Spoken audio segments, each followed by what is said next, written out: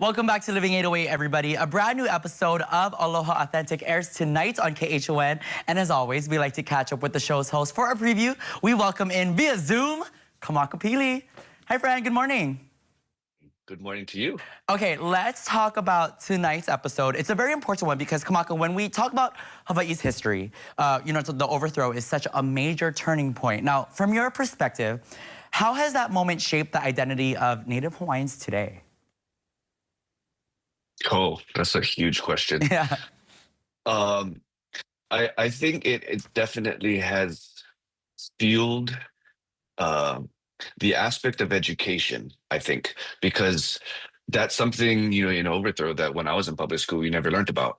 And the more we read about it, for some who hasn't heard it or heard in detail and heard some of the information about it, then I think that's why it's such a sensitive topic to some, is because they're unfamiliar.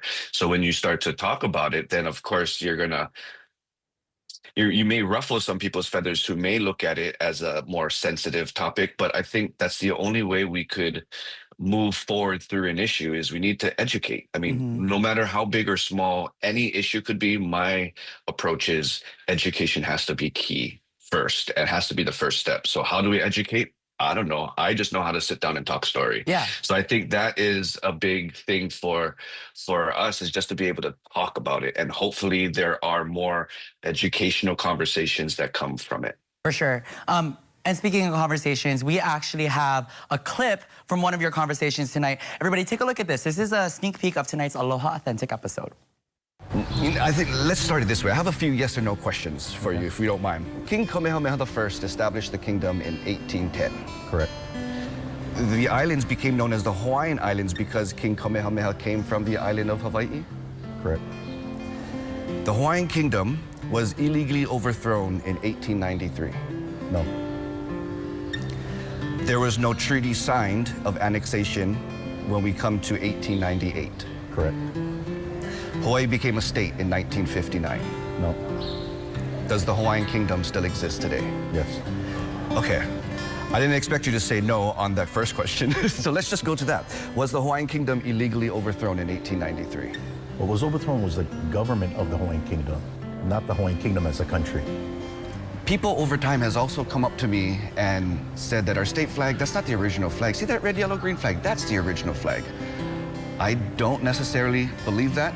Can you share a little bit about the state flag, though? Is that more a modern flag, or is there actual history behind that? So the flag that is currently flying across Hawaii with the Union Jack in the canton and the stripes, that was actually a flag that was proclaimed and formalized by the Hawaiian legislature in the Hawaiian Kingdom in 1845. Okay? Prior to that, the flag looked a little different with the stripes in different sequence of colors, right? And it only reflected 7 stripes because Kauai was still separate, right? But 1845, they consolidated into that flag we have. Now, the reason why the Union Jack is on that flag is because in 1794, King Kamehameha I joined the British Empire. Really? All right, you guys, so that is a clip of tonight's episode. There's so much strength in how Hawaiian culture has survived and thrived after the overthrow. Now, Kamaka, I want to ask you, what are some ways you think we've kept the mana alive? Oh, education. I mean, in many different facets, that word kind of can stretch in many different ways, because I think, we have people who are in the schools and being teachers. We have people who are in still the lo'i and being the farmers. We have those who are out being the fishermen. We have people who are being the doctors, the storytellers.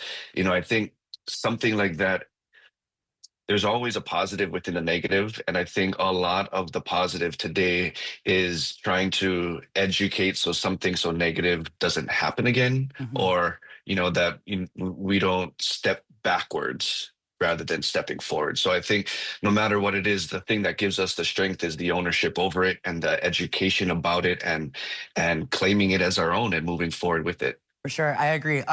You know, you work a lot with everybody that visits Hawaii.